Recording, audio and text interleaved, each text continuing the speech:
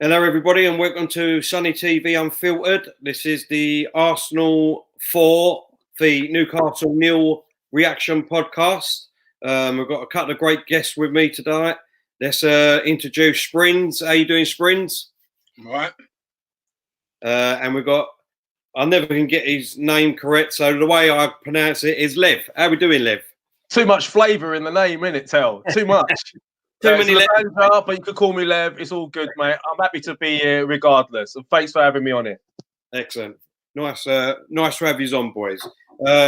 Welcome to everyone in the comments and all. I hope you join in with us. And what I want to do is I want to break down and get right into it.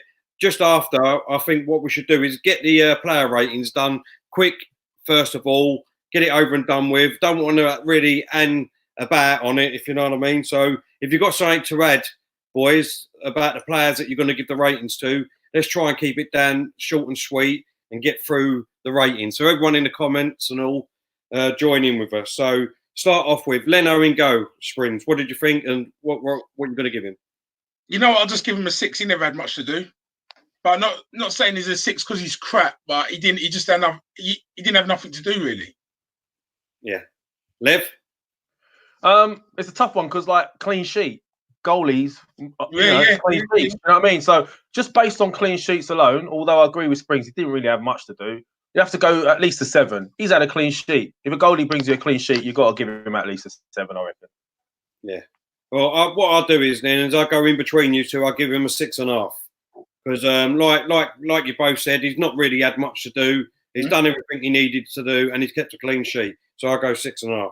Right, then we've got Bellerin at right back. Spring. First half, it weren't good. I was going to say that, Springs. First half, it was awful. I'll give him a 6. I'll give him a 6. 6. Okay. Yeah. Lev? Based on the first half performance, I'll have to agree with Springs on that because he did get roasted a couple of times way too easily for me. So I'll have to go 6. Yeah. I mean, I forgot to say at the beginning, obviously, I didn't really see the first half yesterday. I was on a driving course, speeding. I had my hand slapped. So I missed the first half and I still ain't seen it yet. So I can only really base all my scores on the second half, really. So on the second half, I thought he done well, what I see. So I'm going to give him a 6.5, yeah. Right, let's go Saka, left back, Springs. I'm giving him an 8, man. I'm giving him an 8. He was up and down that wing. Do you know what? Yeah, I'm giving him an 8. You know what? That kid, man, seriously. And he's humble with it as well. He's humble with it. And he was just attack. I just love it. I just love how he was just tearing through their players. Yeah, I'll give him an 8. Oh, okay. Lev? I'm going 9, Springs. I'll tell you why, Terry, as well. Defensively, he didn't really get caught out much, as far as I can remember. I was, I watched the game. I was there, as I say. But assists-wise, come on, boys. He left 2 guys for dead, right, from a standing start and set up Pepe, right? Then he left another 2 guys for dead later on and really just about missed Lacazette scoring as well. And generally, 18 years old, you know what? Handling the pressure. I've got to go 9s, just purely, not just the way he played, but his attitude and how he's handling the pressure right now. He's keeping out players, even if when they come back, they're going to struggle to get back in. So I'm going 9. Yeah, we get back to that. I mean, I can't even see him getting back in anyway, yeah. Yeah, I mean, I've got to agree. I think that second half, I think he was far best player. So man of the match for me. And like I said, I'd give him a 9.5. I thought he was outstanding for a young kid that's playing in a wrong position, really. And all, he's not a left back. He's shining for us at the moment. Possibly the best left back in the world at the moment, and he's not even in his position. Well, that's a massive statement. But one of the top 5 or 6 at the moment on form, and he's not even his position. Let's bear that in mind as well. Okay, Mustafi, Springs. Do you know what? I'm going to give him 8. I'm going to give Mustafi 8. I'm going to give him 8. Okay. Liv? You did nothing wrong. 7, and I'll tell you why. It didn't do much wrong, but his distribution lets him down a lot for me. Right? That's him, really. That's him. Yeah. So for me, solid game, and he's looking better. He does worry me a little bit. He still puts the heebie-jeebies up me sometimes, but it seems like Arteta's had a word. Don't mess around, just kick it out. So 7.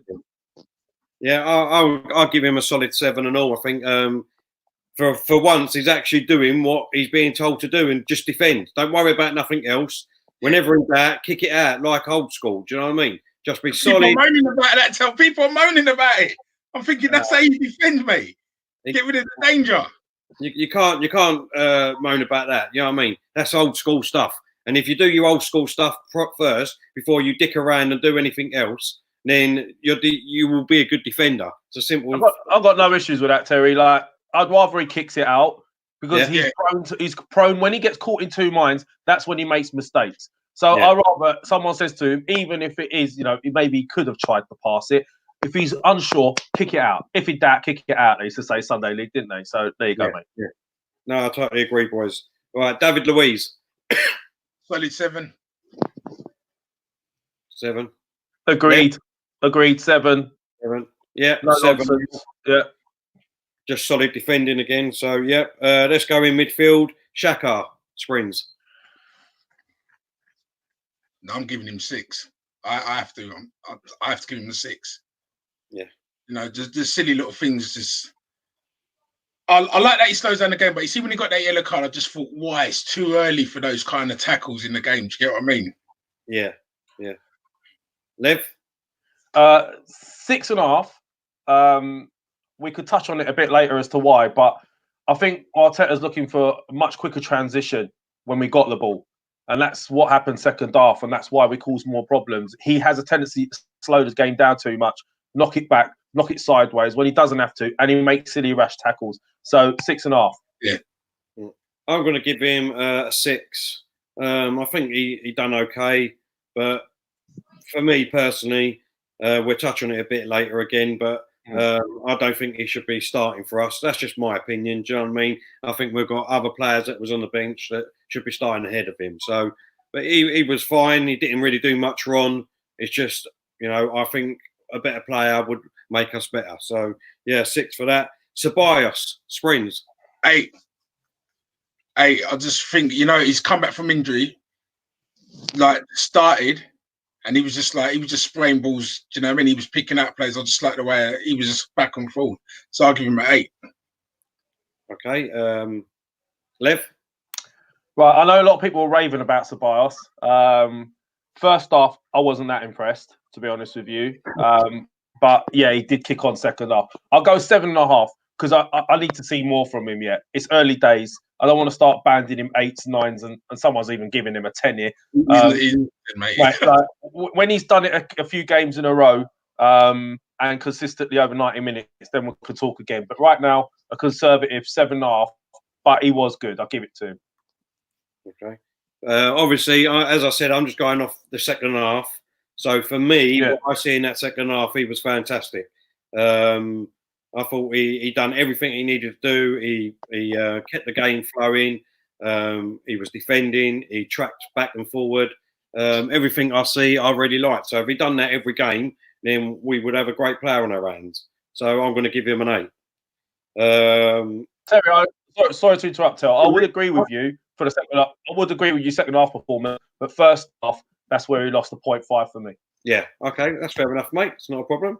Right, let's go up into to Ozil. Springs. Give Ozil an 8, man. Definitely. Ozil was doing what Ozil was doing. What he can do. Yeah. I know he got the goal and everyone's going, he's sloppy. I don't care, man. Goal's a goal. Yeah. And he was picking out people. I'll give Ozil an 8. Yeah, I agree with that. Springs. Lev? Definitely an 8. And look, I'm not an Ozil fanboy, but I when you're there and you see what you see in a lot more detail, right? He was a major catalyst for us picking up the last 10, 15 minutes of that first half and the second half. And where it does work, having Ceballos is gets the ball earlier. So I give him an 8. He was picking balls out left, right, and centre. Same for me. I'd give him an 8. I thought he was brilliant again yesterday. He plays some lovely balls, which I don't understand why people don't pick up. You know what I mean? I don't know what they expect from him. Ozil's not going to run around the pitch. And do you know what I mean? Like Henry, I don't know, or Bergkamp, I don't know what they expect from him. Do you know what I mean? But to be fair to Springs, when every time we didn't have the ball, he was chasing down the ball for me. Yeah, exactly. Yeah, he was. He did work hard. He did work hard. Yeah. So for me, I've got to give him an 8. Pepe Springs. I'll give him a 7. Give him a 7 because wasn't too impressive in the first half. Second half, yeah, I'll just give him a cool 7 to be fair. Okay, Lev. Right. Performance-wise, I can understand why Springs has gone 7, but you got to say 2 assists. 2 assists, the ball to Aubameyang, right? Yeah. And I think he was also wasn't his cross the one for Ozil's goal as well? I think it wasn't it, when he beat the guy? Yeah. Fair enough. 2 assists has got to get you an 8 and a goal. Come on. Yeah. So I'll go 8. And I could see, do you know what? Souness was saying there's a player in there. There's definitely a player in there, mate. 8. No, I'll go the same, mate. I'll give him 8. Of what I see, he still makes some silly mistakes, if you know what I mean. Even that time when he had the ball and there was players going past him and he should have passed it, and then he lost the ball and just laid on the ground. And that's when Arteta was doing his nut on the sideline and really having a go at him. Do you know what I mean? Yeah, that's what he's enough about him. When he that lane on the ground shit, just get up and exactly. You've lost the ball, get up there and get that ball back. You know what I mean? That's what we need from him. That's what I think will get him. And that will come in time, innit? You know he's going to pick it up in the range. Exactly. And some of the runs he was making, it was unbelievable. You know what I mean? He was running past them defenders. Yeah. Right, let's do Aubameyang. No, you know what? I know he got a goal on the way. I'll give him 7. Because I think we need to just play him in the middle and stop playing him on that wing, man. Do you know what I mean? It's not for him. And that's not because he's playing crap, but yeah, just a 7. I think he's even frustrated playing there. Yeah. Lev? I'll go 7 because I don't think you get the best out of him out on the wing. It is frustrating. He's a predator in the box. But at the same time, he got the pivotal first goal. And do you know what? I didn't think he could get enough purchase on that header because that cross, it wasn't like one with a lot of pace. He had to get above it and really head it down perfectly. So you got to give him credit for that. But yeah, 7's a fair assessment, I reckon. Okay, yeah, I'm going to agree with you, boys. Everything you said, 7. He didn't really have much contribution, to be honest.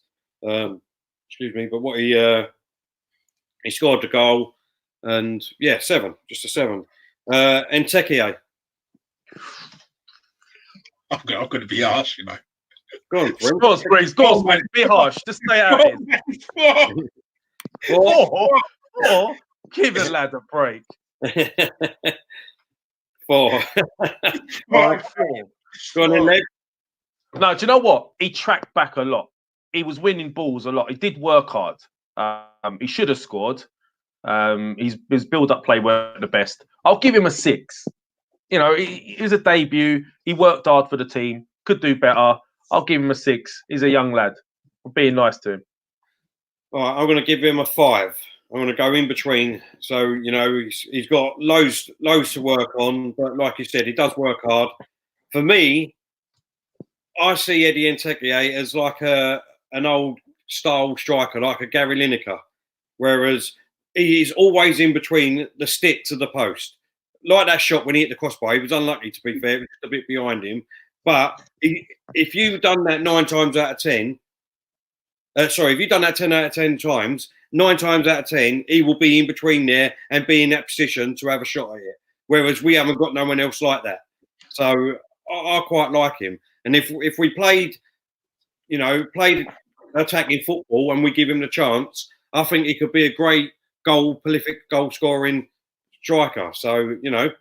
Yeah, he's a poacher, Terry. He's a poacher, isn't he? He's a poacher. Yeah, he's a poacher. And he can't play he's not great with his back to goal, which is probably why Bielsa didn't play him at Leeds. He wanted someone to hold it up. But he's one of those players in the box. If you've got crosses coming in, he'll be one of the first We'll be one of the first onto it. Exactly, and that's what we want really. If we can get the ball in there all the time. All right, quickly, then just quickly go through the subs, right? Really quickly. Torreira, Springs. It's 5, man. Do you know what I mean? It's 5. Yeah, Lev. He was only on there a short while, bless him. He's only a little as well. So 5. Yeah, 5 from me and all. You know, he come on, done what he needed to do, and that was it. Then we got Lacazette. I'm giving Lacazette 7. He got goals. I'm just giving him 7. Okay, Lev. Spriggs, that's unfair, man. You gave Pepe 7, and the man got 2 assists and a goal. Have a word to yourself. Yeah, he pissed me off when he just put the floor laying there, man. Just pissed me off. I will say 6.5, right? Purely because 1, he didn't play long enough to justify more, and 2, he shot it onto another foot and then it went in. But as far as it went in, you know, as long as it went in, I'm happy for him. But you can't say that like it was a clean strike. He placed it where he wanted to. 6.5. Yeah, I'm just going to go for a 6. I'm obviously over the moon that he's scored his goal, and hopefully this will spur him on there for the matches to come. I don't think it's really worth doing Willock because he was only on for a couple of minutes. So, right, was he on? Was he? Yeah, he was on, wasn't he? I'm sure he was. I'm joking. I know he was. But right, let's delve into this now. Right, I want to try and break this down. Everyone in the comments, right? What I want to do is, I don't really want to say the word, but I'm going to say it. Right, there's still some negative comments, right, towards Arsenal, towards Arteta. So what I want you to do is I want you to break it down for me, right?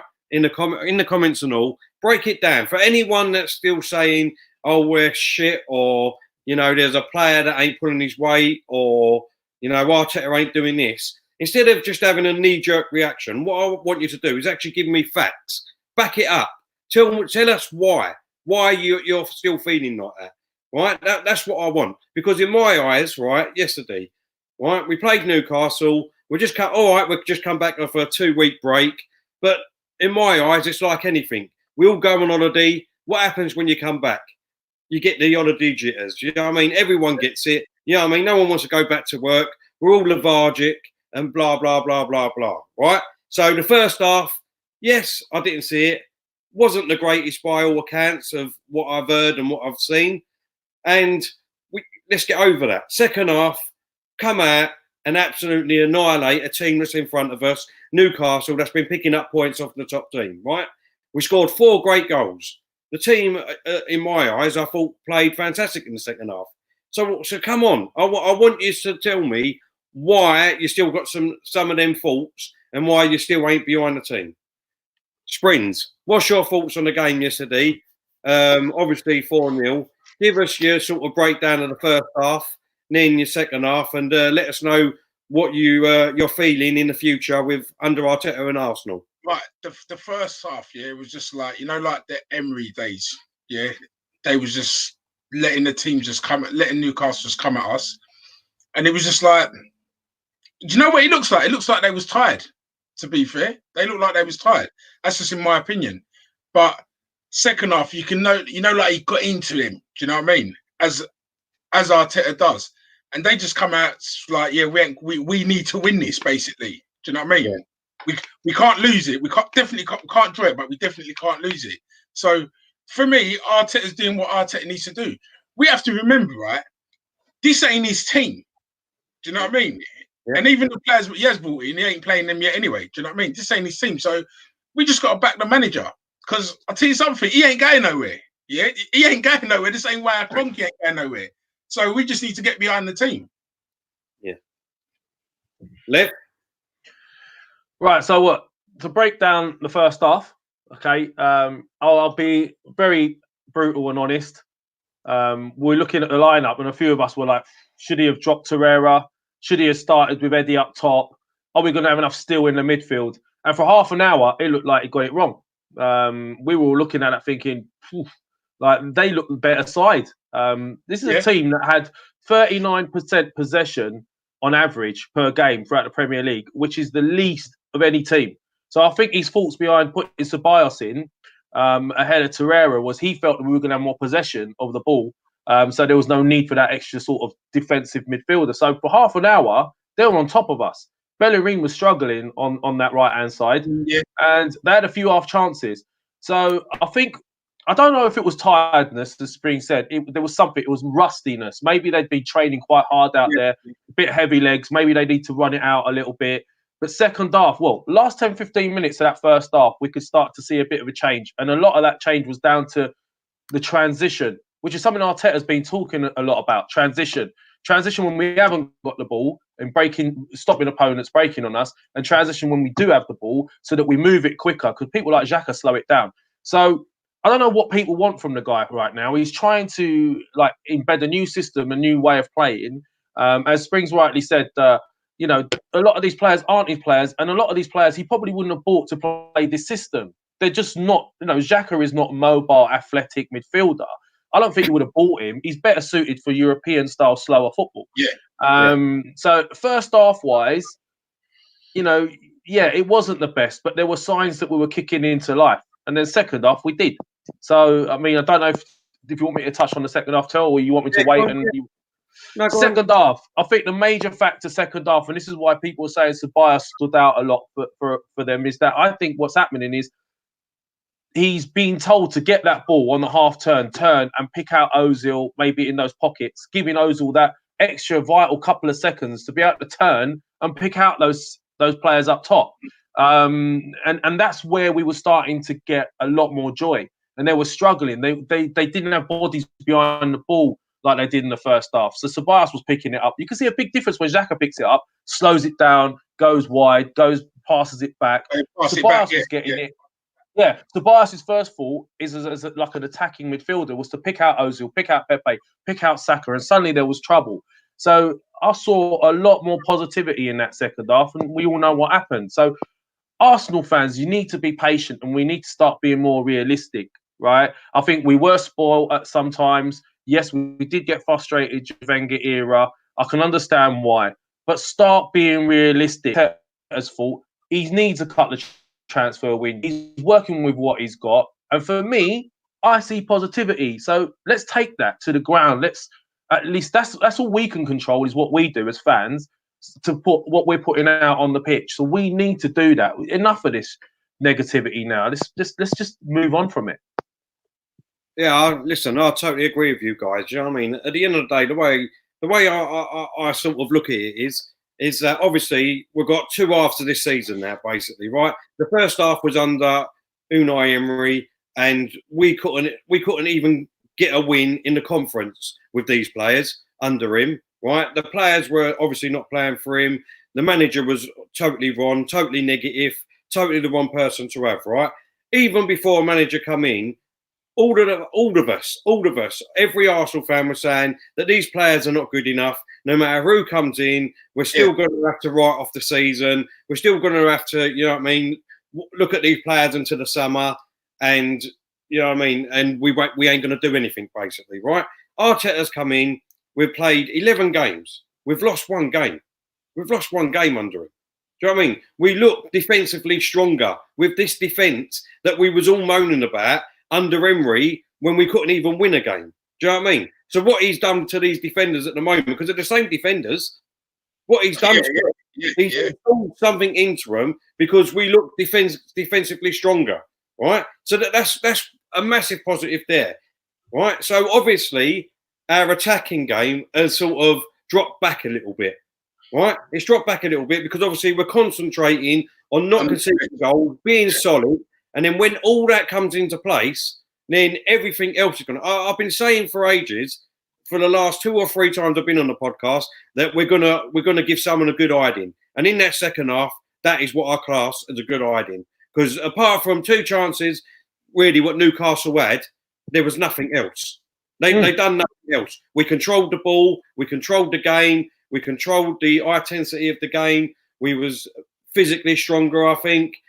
We had loads of chances. So in my eyes, at the moment, all these negative views or whatever you want to call it, for me, are just knee-jerk reactions. That is all they are. I mean, yes, I haven't seen the first half, and what the reports that I got off of a few people when they phoned me up at half time, it was totally boring, totally rubbish. We didn't do nothing, which I get. But come on, the game is 90 minutes long, boys. Yeah, exactly. Do you know what I mean? So it doesn't matter. Listen, you could have such a great first half and yet still lose it in the second half. Exactly, yeah. You know what I mean? So let's wait until full time before we actually give our criticisms, in my eyes. What were you saying on that, Lev? Terry, well, it's funny, like, you touched on a few things there, and we were talking about this earlier on ourselves. I mean, like, people were sitting there judging defence, for example, right? And, I'll hold my hands up and say that, for example, yeah? But looking at it statistically, like, Chelsea and Spurs have conceded the exact same amount of goals as us, right? So we're looking at our defence and quoting up our defence, yeah? All the teams above us, barring Wolves, have lost more games than us, right? So where we've gone wrong, statistically, is we're not putting games to bed because we've drawn too many. Yeah. So where we're maybe at fault is we've got a front three we should be getting far more out of. And how many games now, looking back at it now when I thought about it, how many games have we been on top, right, this season alone, that we should have won, that we've ended up drawing because we've had loads of chances and we didn't finish them, or we couldn't sustain it for 90 minutes. Yeah. And the problem is that the errors that we've made are crucial errors. People like Mustafi and people like that, they might have 85 or 89 minutes of being brilliant, but they'll make one crucial error that costs us a goal.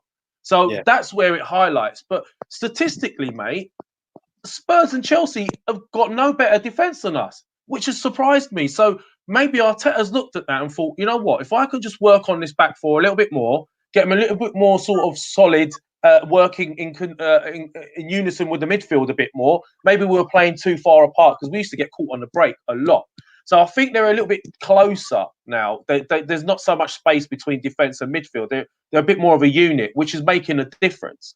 I think what he's trying to do with Ceballos, for example, is trying to get us sort of ticking more up top, because he's looking at that and thinking, why have we scored so little goals with that front three? So why is everyone so negative? He's clearly identifying it, and that Ceballos move yesterday, although I was looking at it and going, why? Maybe for me, I would prefer to have Torreira as a DM. He's more mobile, right? He gets about more. I think he's more sort of the type of player that suits the way Arteta plays, but maybe he prefers that presence of Xhaka. But I think Xhaka's got sort of collapsible picnic sort of table legs. He goes down all the time, or he fouls people. So I don't know, mate, but the negativity makes no sense to me at all. Like, what do they expect from the guy in such a short amount of time? Let's be realistic, and that's where we're going wrong. I don't, disagree with the frustration, but be realistic with what the man has to work with. Give him a chance. Yeah. We've got a super chat here, boys, so I'm going to read it out. It's from Shaheen. He's a great friend of the show, and he's helping us out with a load of stuff. So much respect to you, Shaheen. He's put, hey guys, what's your thoughts on Arteta's falling out with Guendouzi's story? I'll be keen to know what Lev in particular thinks. Great podcast, by the way. So I'll throw that to you, Lev, straight away.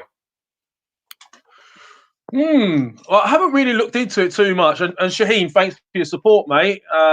Loving what you're doing, and loving the teamwork going on behind the scenes here at Sunny TV Unfiltered. There's a lot going. We're all trying to work together. We've got our own sort of management going on right now. But with regards to Arteta and Guendouzi, the way I see it right now is this. I don't think Guendouzi was brought in initially to be a first-team player. I thought he was. I personally think he was bought with a view of being a potential talent to nurture and bring along. But for whatever reason, he was drafted in a lot sooner than he expected, and now his expectations may have risen. Maybe he expects to be playing every week. Maybe he's got a bit spoiled. And personally, over the season, he started to be found out in certain areas as being limited, having limitations as a player. Yeah, he makes wrong decisions. He looks like he's getting around a lot. It looks like he's putting a lot of work in, but sometimes positionally and his distribution is letting him down. And when you're going to play the Arteta way, distribution is key. Think about it. This guy's come from Man City, where Pep is all about football. It's all about pinpoint passes, slick moves, getting him beyond behind the defenses and picking the right passes. It's all about decision making. And Guendouzi doesn't make the right decisions and does it quite often. So I reckon his aspirations have been lifted beyond what his capabilities are right now. And maybe Arteta's facing a man management issue. And you know what? Fair play to him. You know, I think he's right. I don't think he is ready yet. He should be playing, for me, he should be playing in Carabao Cups and things like that. He's not ready, and he shouldn't be anywhere near that first team, in my opinion. Too much too soon. There you go. Okay, Sprins. Well said. I wouldn't even play him in the Carabao Cup. I'll just put him in the under-23s, to be fair. And I think the only reason why Guendouzi played every week because he listened to Emery, where the rest of the players were just like, they're not even taking orders from Emery. And as you say, when he comes on, you think, all right, they've brought him on. What's he going to do? He'll either give the ball away, trip over it, or try to fight someone. He needs to play in under-23s and like get his discipline and learn his game because he ain't good enough. He's not good enough for the first team. He just ain't good enough. Simple as that. Me personally, I agree with both of you, to be honest. I've been saying it for quite a long time. There's a lot of things in his game that really needs improving. And I think Arteta has seen that, especially off the ball. He is very, very weak off the ball. For a young man, he's got no pace whatsoever either. So he needs to work on trying to do something else instead of that. Do you know what I mean? You know, either be more precise on trying to intercept like Torreira does. Like he knows he ain't the quickest, but his brain is thinking where that ball's going to go. So he will move in that direction. And then obviously you're hoping that the ball goes that way. But 9 times out of 10, he's intercepted it because he's thinking before he's actually doing anything. So for me, Guendouzi needs to do something like that because he's got no strength in headering when the ball's in the air. He's got no strength in power strength as in body strength because he gets pushed off the ball too many times now, and he's got no pace.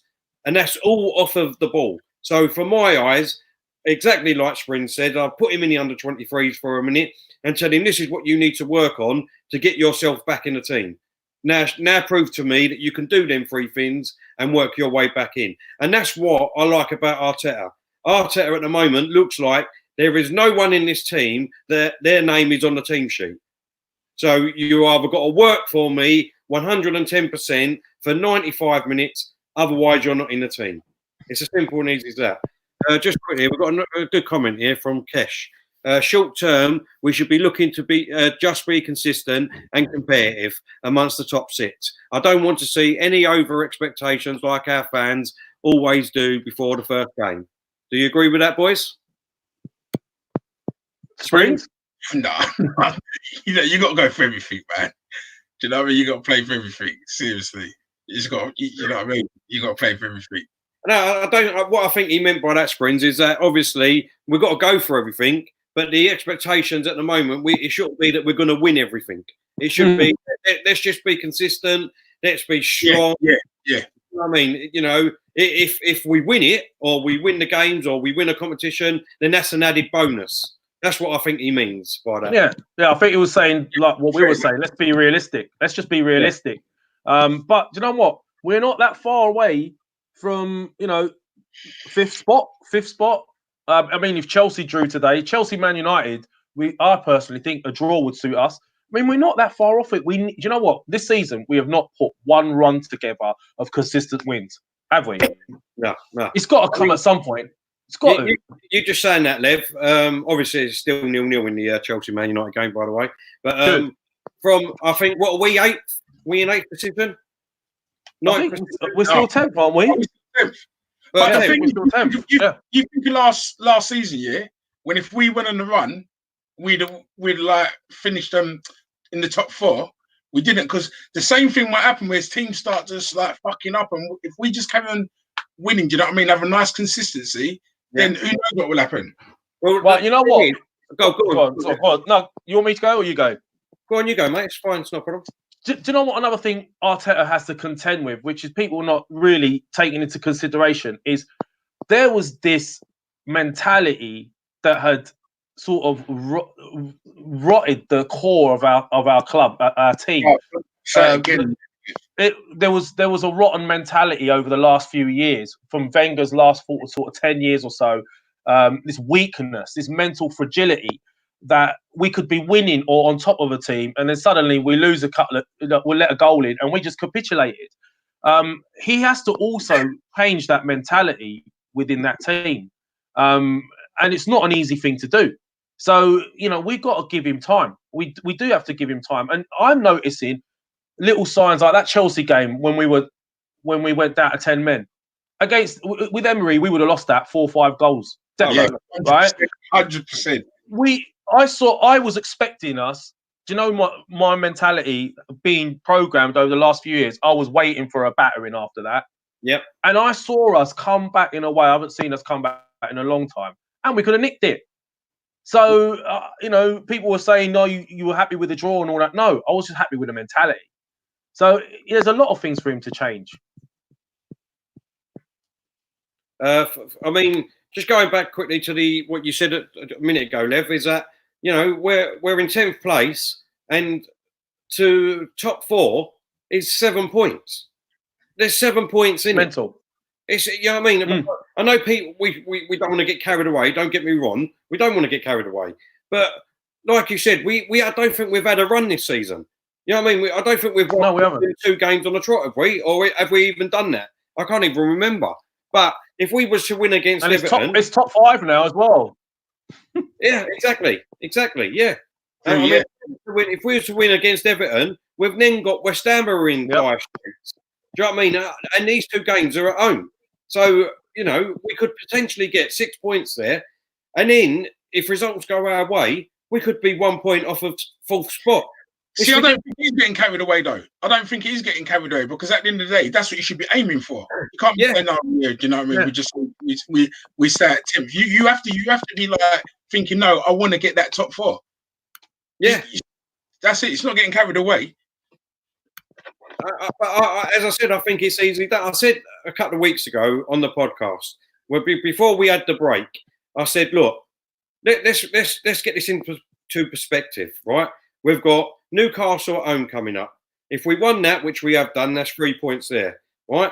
And then we've got a game on Thursday night against Olympiacos, which, yes, they're a great team, but I do believe that Arteta will go out there, he will play our best team again, and hopefully get one or a 2-0 victory. That would do me on Thursday night.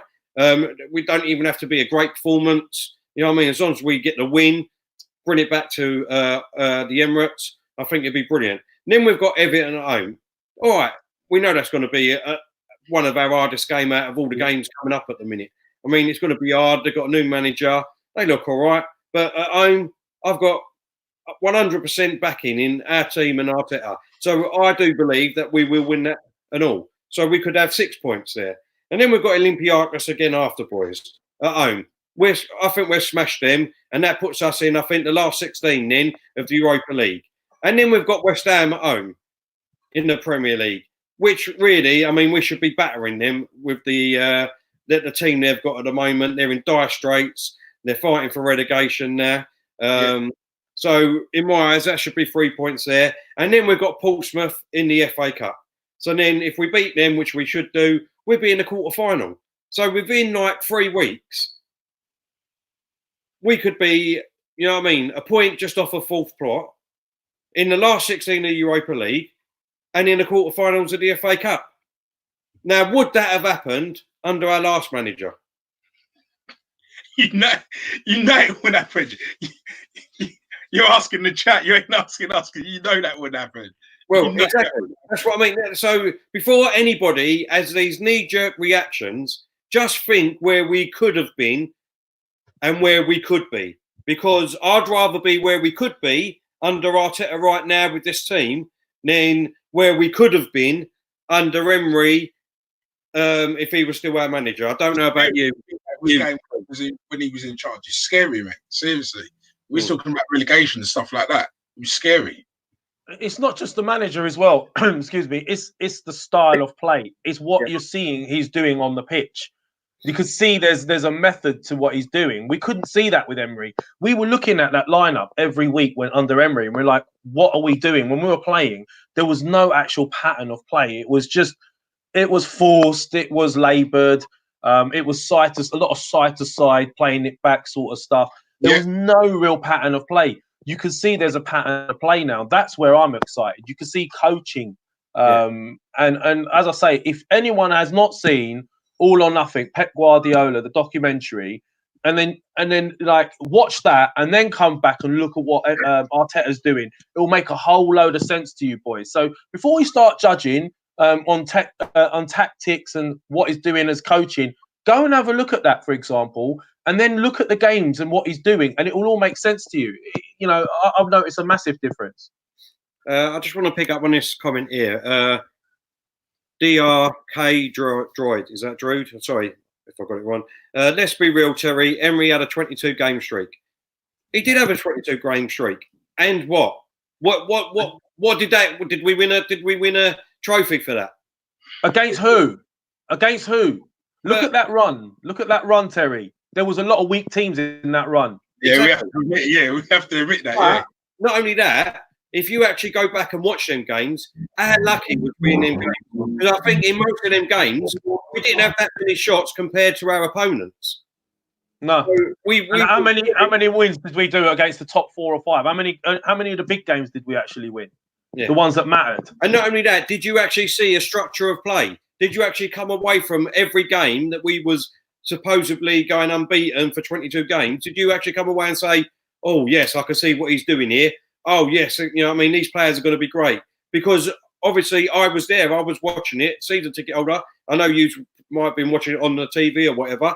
But when I was actually there watching it, I was coming away straight after getting on the phone to my dad and saying to him, I don't know what he's trying to do. Yes, we've won today, but I can't see what he's trying to do. And you know what?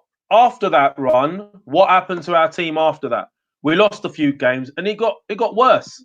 Yeah. Game after game. And then the following season, it was even worse. So what is the point in sitting there talking about a 22-game streak when after that we capitulated and we were deteriorating as a team? It carried on there. Yeah. Yeah, exactly.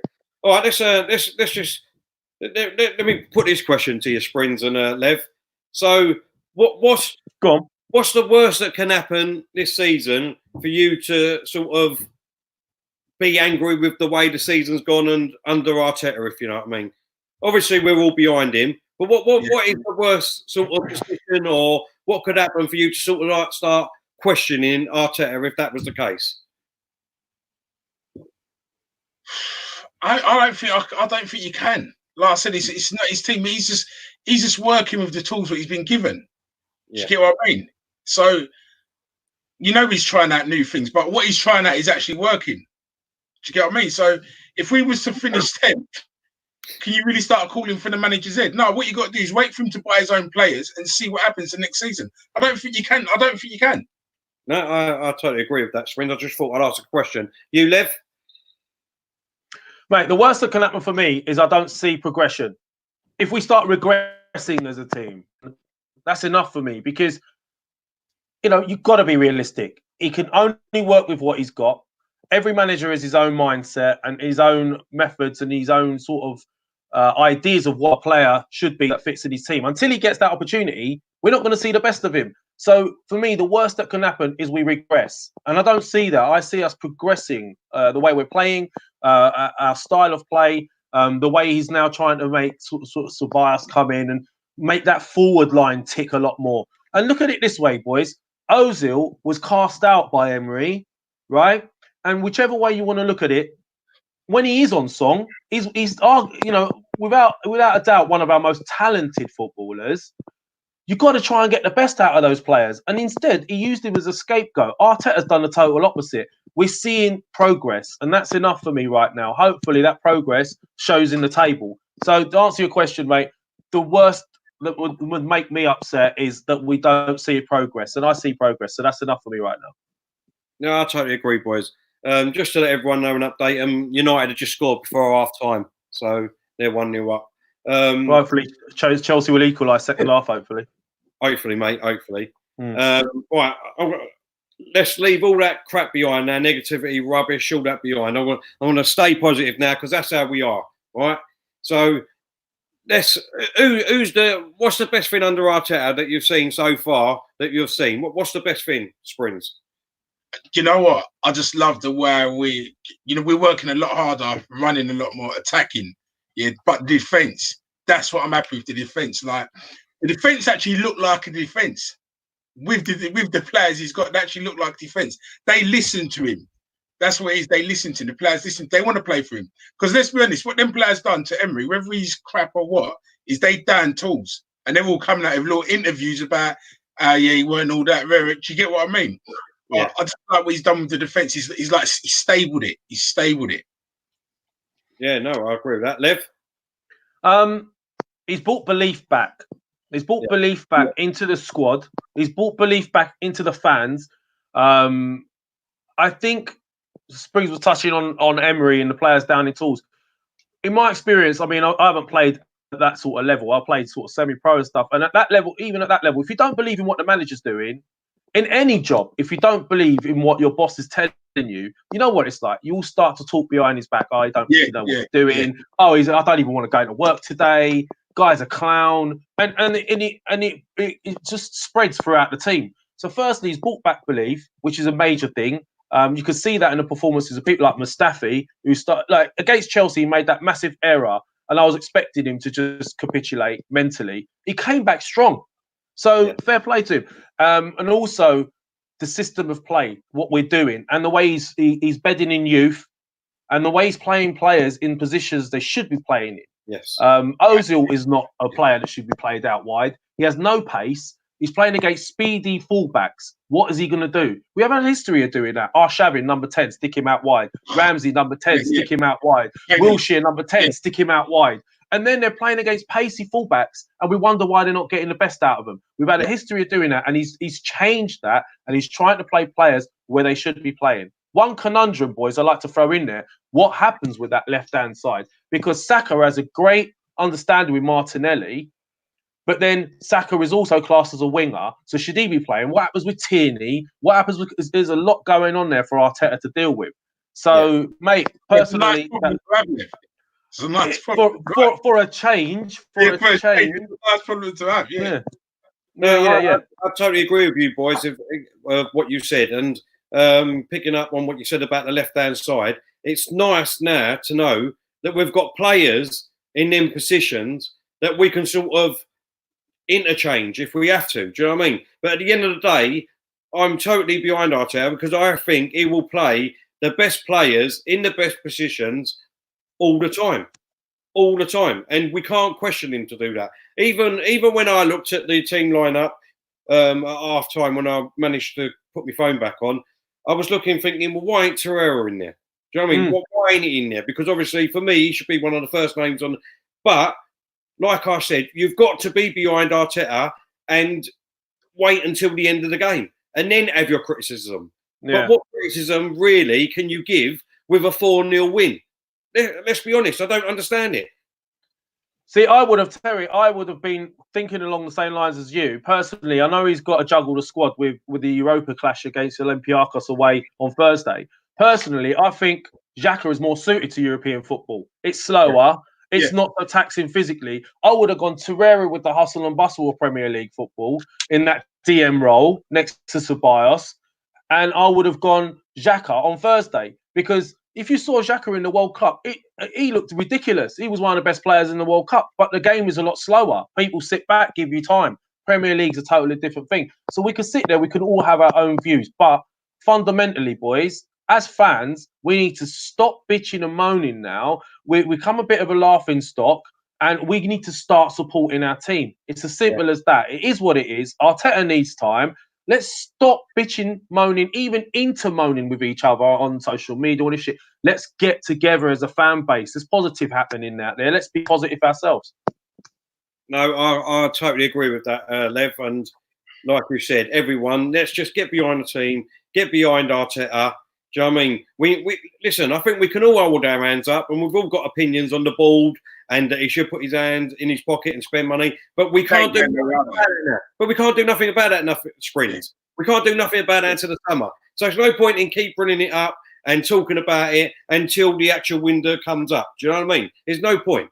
because nothing's going to happen now until obviously July, August time. Do you know what I mean? So let's all come together. Let's all reunite.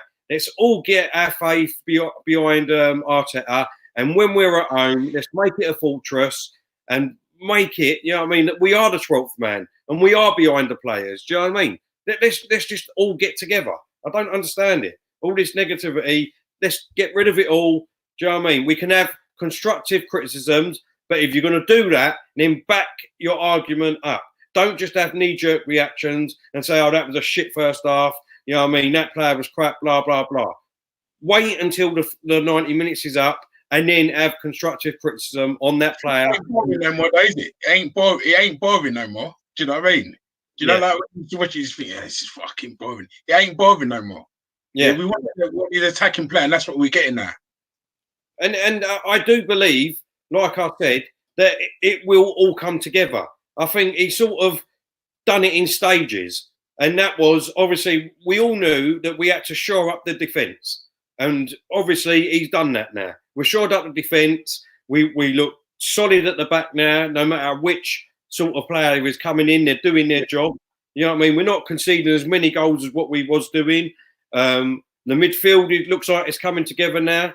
And obviously, the forwards, hopefully, after yesterday, with Lacazette getting his goal, Ozil getting a goal, Pepe getting a goal, hopefully now they've got the younger to go out there and, you know what I mean, want to do it even more again. You know, so hopefully it will all come together now. And well, Terry, sorry, mate, but you mentioned that front line, right? Yeah. How many teams have a front line like that in the Premier League that can boast Lacazette, Aubameyang, Martinelli, Ozil? I mean, you know, that front line there really should be getting you a hell of a lot of goals, right? And we've got a lot to work with. So, you know, I'll tell you what was frustrating is a lot of the negativity came from the January transfer window, because you're mentioning negativity and all of that. What did they expect the guy to do during January transfer window? Who's going to let their best players go during the January transfer window? Who? Like, you know, you got to think about it. And I'd rather we don't spend a lot of money on bang average, like many have done, like, you know, the Chelsea's, United. I mean, how much did Chelsea, I'm not saying they did it in January window, but how much did they spend on their keeper, for example? 72+ mil or something, wasn't it? Yeah. Is he any better than Leno? It doesn't always mean that you spunk loads of money that you're going to get a top player. Exactly.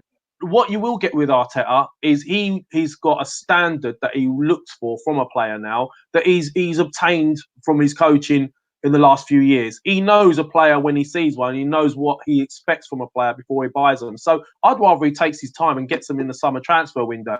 So I'm going to be interested this summer window. Yeah. Just pick up a point on Ian here. He said still need to get better defenders, though, Terry. I'm not disagreeing with that, Ian, at all. See, I know that. But like I'm just saying, we've been dealt a hand, and this is what we've That reminded me, Springs, of that. You remember that news reporter when all his kids come in and all that, and then you had the kids, man. Do you know what I mean? Sorry, I'm sorry.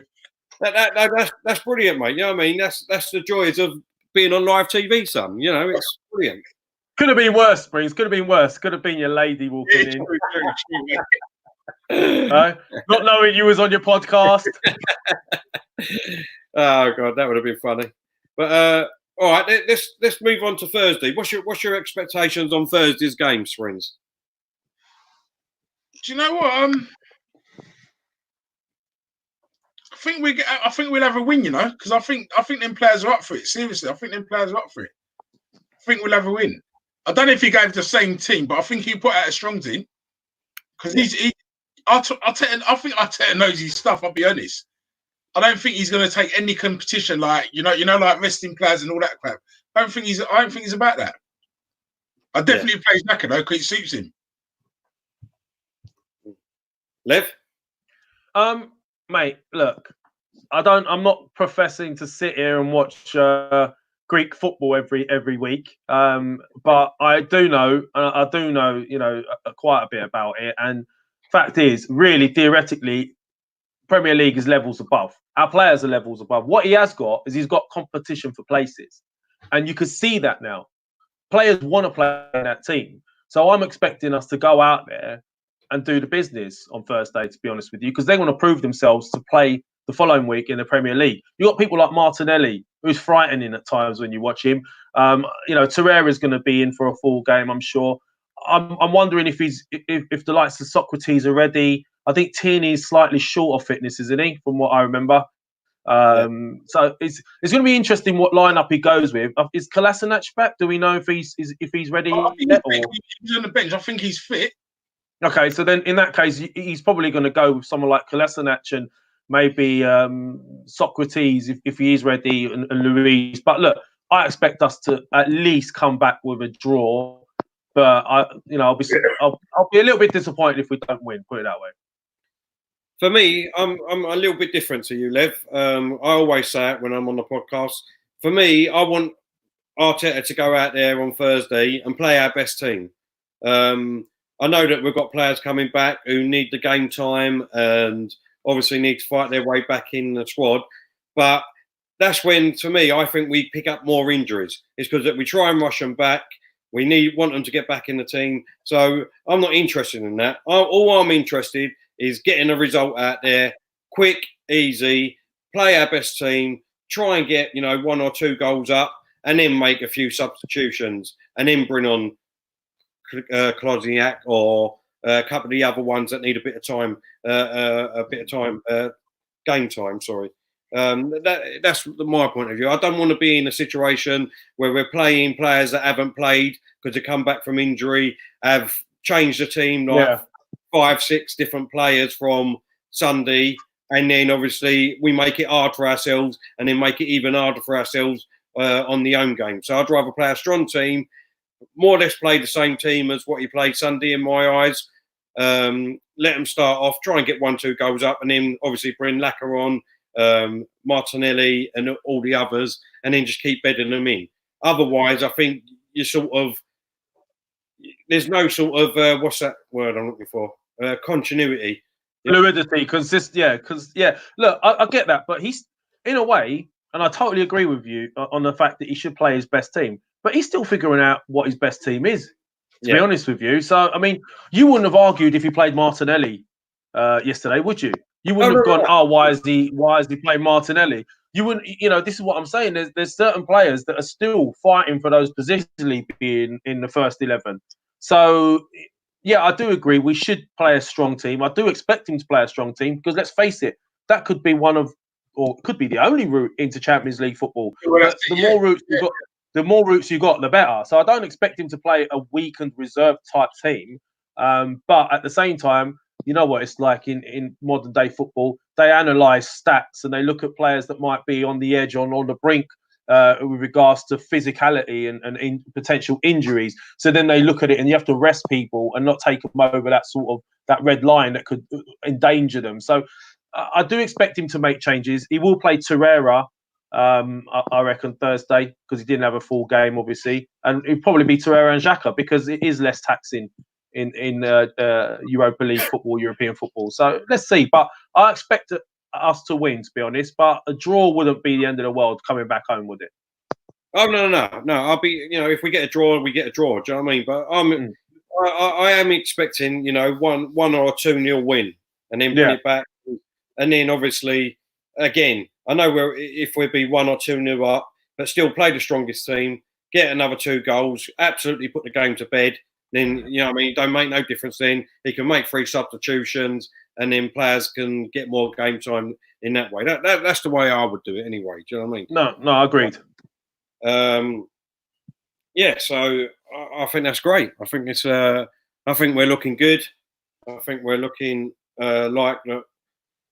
Hopefully we can challenge for a place in Europe by getting in the league because we're not far off, boys. Like I said, we're only 7 points off of top 4. That's 2 wins on the bounce, really. I'm telling you, we've been awful. Yeah, up until now. Exactly. We have a nice little win streak, mate. We'd be all right, mate. Seriously, a nice little winning streak. Because you know what? Teams will start fearing us, which they should be doing. Yeah, and that's what we want. Where teams used to fear us. And come now, 4-0 against Newcastle. Everyone's like, it's only Newcastle. Mate, Newcastle took out some of the big guns. So you know what? Bring it on. That's what I say. Yeah. All right. Know what we didn't do, which when we've done the players' ratings, is what I'm going to do now quickly. Everyone in the comments, let us know and all, is give your rating for Arteta. Just over these last 11 games, give us your rating, what you think he's done for us, what he's changed, you know what I mean? And put it in that perspective. And let me know your ratings in the comments. And then I'm going to change tack a little bit for the last sort of 10 minutes of the show.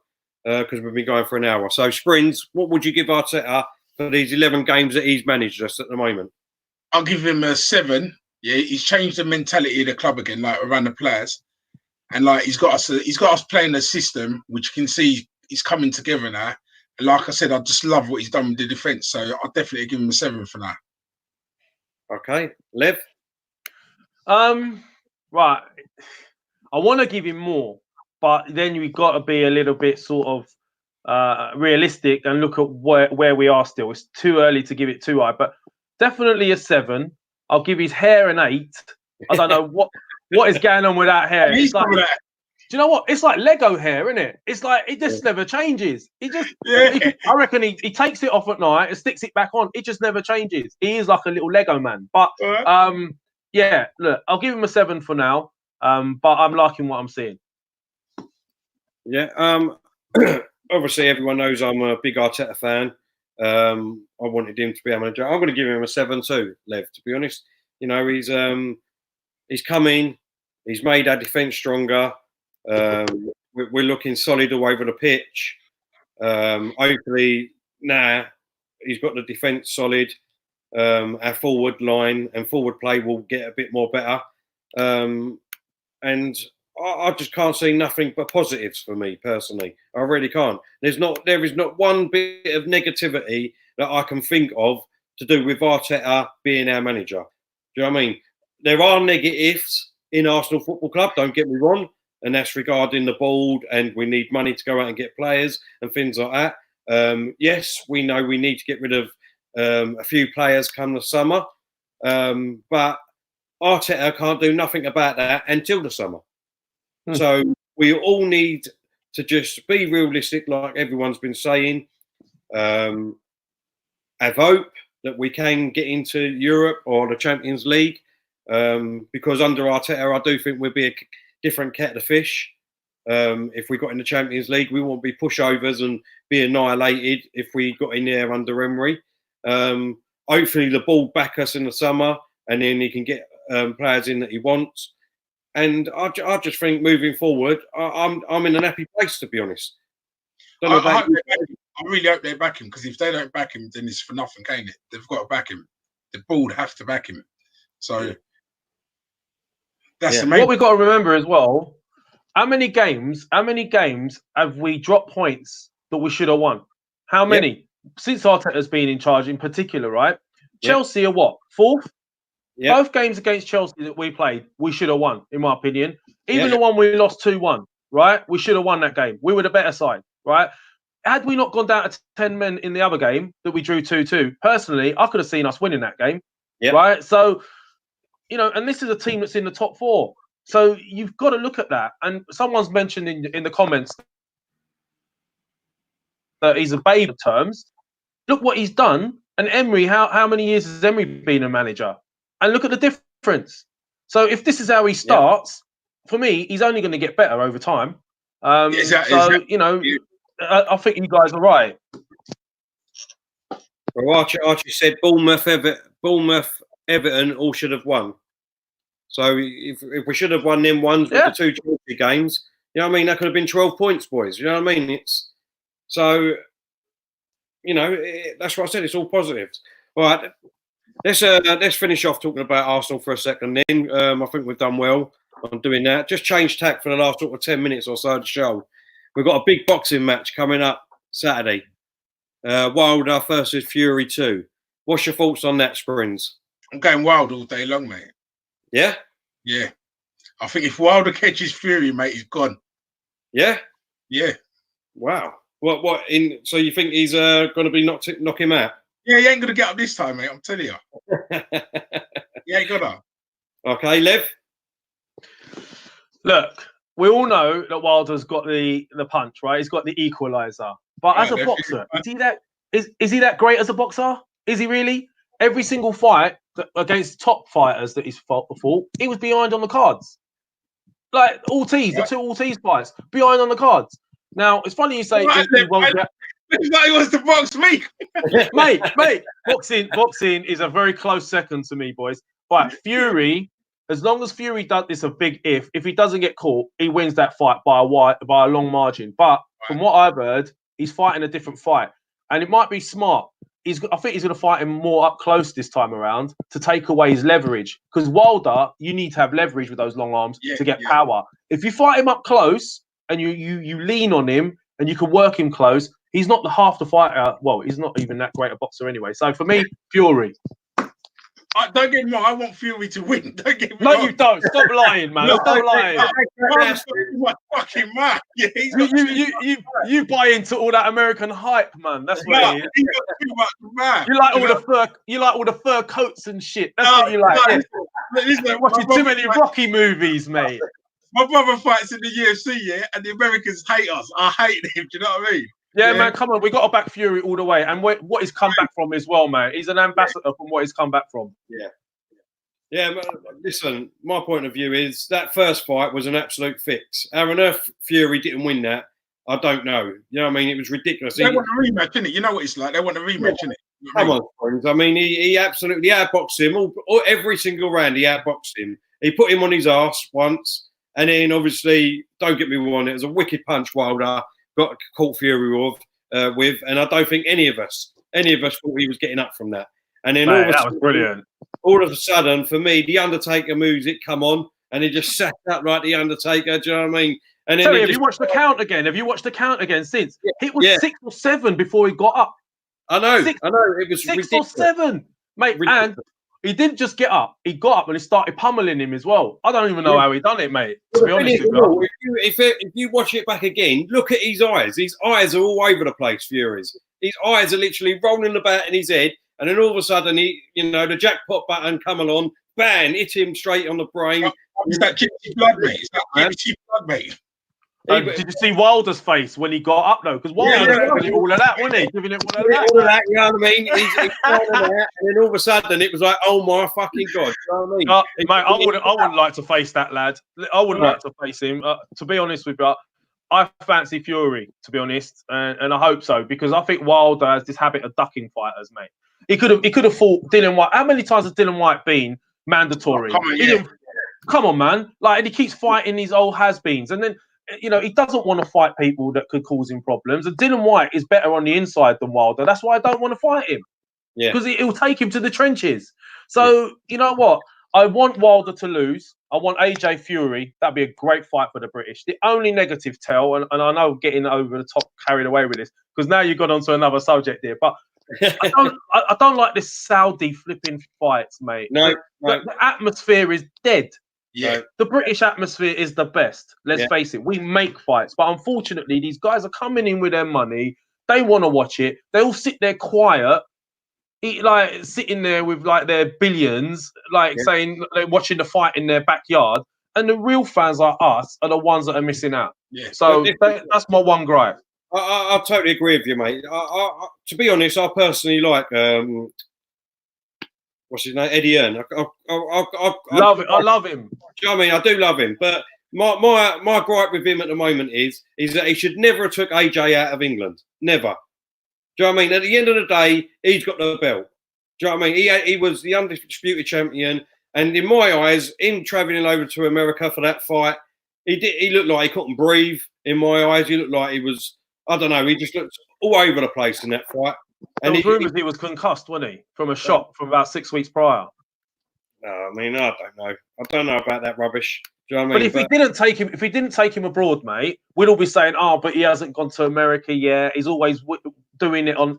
Look at Fury. He beat Klitschko in Germany, right? Yeah. Fury. He's a traveller, isn't he? Let's face it. Yeah. Yeah, exactly that. He's a traveller. He's travelled all around the world before that, whereas AJ hasn't. Let's be honest. He fought all his fights here. So in my eyes, why would you want to jeopardise or change a winning formula, if you know what I mean? That's the way I would. If you got the belts, you fight at home. That's the way I look at it. Why wouldn't you? Why wouldn't you want your own crowd with you all the time? I think the problem was, mate, no one was coming. Like he fought everybody else, barring Wilder, right? From America, and that's the fight he really wanted. And I don't think that they were willing to come. So I think what he thought is he's going to go over there and kind of force the issue on his own turf, and it kind of backfired. But like the only issue as well, where we can all argue about this Saudi thing, and it's tough. But Eddie said something clearly that was right. I mean, as a fighter, you're risking your life week in, week out, right? Or every time you fight. Yeah. Do you take a fight that's going to pay you triple the amount in Saudi? Or do you say, oh, I want the atmosphere, and take like 10, 20 million instead of 100 million for that one fight? You can understand what they're doing. They're doing it for their livelihood and their careers. But it just ruins it for us fans, I think. Well, I know what you're saying there, Lev, but I mean, let's be honest. Look at AJ or, I don't know, Wilder, Fury. Really, come on. What, they're not already set up for life? Yeah, I know. But would you 150 mil over 20, 30 mil? What are you going to do? Yeah, I know what you're saying. Exactly, I know. But let's be honest. If he fights properly in a fight and gets them knocked out straight away, he could have 3 fights in a year and earn that anyway. In a great stadium, like you're saying, at Wembley and things like that. Heavyweights, mate. You get hit too often as a heavyweight. You don't know what can happen to you. You've seen some really bad things happen to fighters over the years. Yeah, I agree with that, You know, and if you're going to take 150 mil for one fight over 20, 30 mil and have an amazing atmosphere, you can understand why they're doing it. I just think it's a shame that, we have got the best fans in the world when it comes to boxing. In fact, I will go out there and say we brought boxing back as fans. We brought boxing back. Eddie Hearn brought boxing back. Yeah. Even the American fighters say that. England have got the best fans. Do you know what I mean? Yeah. Is that thing? I would say in terms of in boxing, I would say the British fans, not the English, because the Irish. No. What I mean is the Irish. I mean, with Conor McGregor, for instance, in MMA. I mean, even when they travel to America and that, I mean, he sells out stadiums with his fans just alone. Do you know what I mean? They're great British fans. Then there you go. Yeah. No. You're right. 100%. I'm not trying to be racist or anything like that. I'm just saying, you know what I mean? That obviously the British fans, I think, for boxing and just alone for that, are brilliant. You know what I mean? Football, there's no, you know what I mean? Scotland and Ireland are nowhere to be seen, are they? Just be honest. Do you know what I mean? And Wales and that. Oh, now you're starting another subject there, mate. I didn't say that. That was Terry. But no, all this Sweet Caroline and all that sort of stuff that we're doing before fights, that's all down to British fans. We created that atmosphere, and American fans weren't the same. It was all Hollywood sort of fans, weren't it? Sitting in there doing nothing. We love the night out. That's what it is. We go out. We made a whole night of it. And Eddie used to put some good he does. He puts good undercards on. It's a good night out in general. But yeah, I mean, look, American fighters, they're all going across to Eddie now, aren't they? All the big American fighters are going. Mate, he's the new Don King, isn't he? You know what I mean? Do you know what I mean? But he looks after his fighters. I don't care what anyone says. He gets average Joe fighters, and he look what he did with Bellew. I mean, Bellew. I got to really like Bellew once you got to know him. I never used to like him, but I got to really like him. Look what he done with Dave Allen. Mate, he got totally outboxed by David Price the other day, but he's made a living. He does look after his fighters. I don't care what anyone says. All right, so let's quickly. There's a few people in the comments saying about UFC, so we'll go on to that in a second. Just quickly to wrap it up. But so who are we going with then quickly? Because everyone in the comments, come on, quickly tell me who you're going for. Springs, who you going for again? Fury. Hold up. Flip flop. Flip flop. Chelsea just scored 1-1. Yes, get in. Now I hope it stays like that now. Chelsea 1-1. How long's left? I've still got bloody half hour yet. Over half hour. Oh mate, I hate both of them, but what can we do? VAR on this. Hold up. Could it be VAR? Has he pushed him? Oh, we're going to do this live, are we? He's pushed him. But as he pushed him, the Man United. Will you do that, Terry? Do that like you're getting it in live on the earpiece. Hold up, just getting it. Go on, tell. VAR, push, no goal. No goal. And you heard that live on Sunny TV Unfiltered. No subscription fees, boys. Donate. Right, yeah. So who are we going for, Sprint? I'll go for Fury, but changed his mind. Flippity flopping it. Flip flop. You got to back your people. Do you get what I mean? He's got flip flops with springs. That's what he's got. Fury. Go on, lads. Fury. Wilder. Fury. Who you going with? Fury by VAR by Sea Dogs. I like that. Fury. One of them ones, isn't it? Ring. I'm going Fury, mate. I'm going Fury purely because I think he'll outbox him as long as he doesn't get caught. And look, it took him 12 rounds to catch him.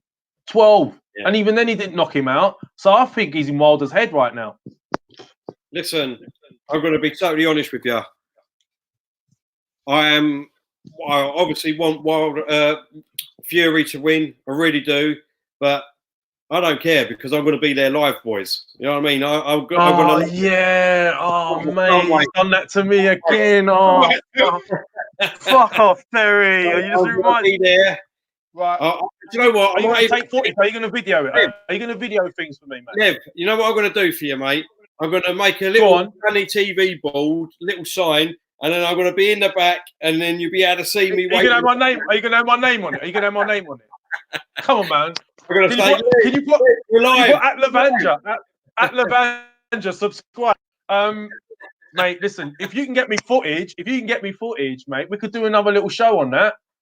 Yeah, be good, mate. Definitely. And you can obviously edit the bits after shows that after programs you're going to be doing, mate. I don't want to see that sort of stuff. What you're doing after hours, I could just imagine what's going to be going on there in Vegas. But on a serious note, mate, yeah. And I want to see at Lavanja. I'm going. What I do is I do some live footage of the weigh-ins and all. So I'm at the weigh-in, so that should be good. And then tell them what you're doing. Tell them what you're doing. What do you mean? What am I doing? What you're doing? This helicopter thing, all the stuff you told me about. Tell them. Helicopter. That one's been cancelled. That one. But we've got a few of us. You lied to me. We're going in a group, and hopefully the geezer he does. Obviously, it's to do with Tyson Fury, and also it's a Tyson Fury tour, basically. And they got hopefully getting going there in a caravan. Going caravan like limousine thing. Yeah, they've got a big. That'd be good, wouldn't it? That would be good. Yeah, we've got a caravan. Yeah, they're picking us up in the morning on Friday before the fight. We're going to the dam or something. We're going to look at the dam they got there. Not the dam. Yeah, that's it. And we've got, and apparently we've got a couple of the reporters that are going to the fight and all backstage. So they're coming with us. We're going to do a bit of shooting in the desert with guns and that, and then pick us up from there, take us to the live weigh-in. Did you check the background on this tour, mate? You're not going to get there and then taken to the desert, robbed, shot, and then there's just me and Springs on the next show. I'm going to pull my pants down, and that'll be it. You know what I mean? I have to stand there. Did you buy these tickets on Craigslist or something? It was like, mate. And got the live weigh-in, and then on the Saturday, obviously we've got the fight, and then we're at Acuna, is it? Acana or something, the nightclub, the after party. We're at the after party and all. I close my eyes, Terry. You say it like a native, mate. What was it again? Acuna Matata. Yeah. He's signed up to the Lion King tour. You don't realise it. So it should be good, boys. I'm really looking forward to it now. I can't wait. So no, I hope obviously being there. Do you know what I mean? I hope Fury absolutely annihilates him. And then obviously the celebrations afterwards will be, well, there won't be no live footage because I'll be too drunk, boys, to be honest. Do you reckon you'll get to party with him after? Do you reckon he'll go? Because some of these fighters, they go to a British sort of based bar after where everyone can go. I'm going to his official after party. That's what I mean. We've got tickets. This lad out, yeah. You've got to have a Sunny TV Unfiltered on a t-shirt. do a Fury interview, mate. That's what you should do. If I'm not too drunk and he can understand the words that are coming out of my mouth, I might ask him for a little interview. You know what I mean? You never know. Just don't piss off his dad, Peter, mate. Otherwise, you're not coming back.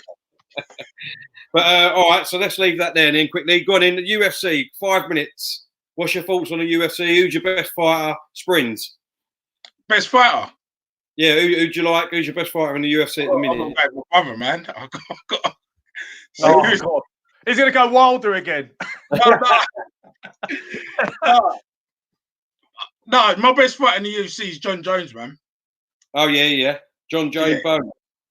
Yeah. But they struggled the other night, though, man. Do you know what I mean? Yeah, he did. Yeah. Without the steroids.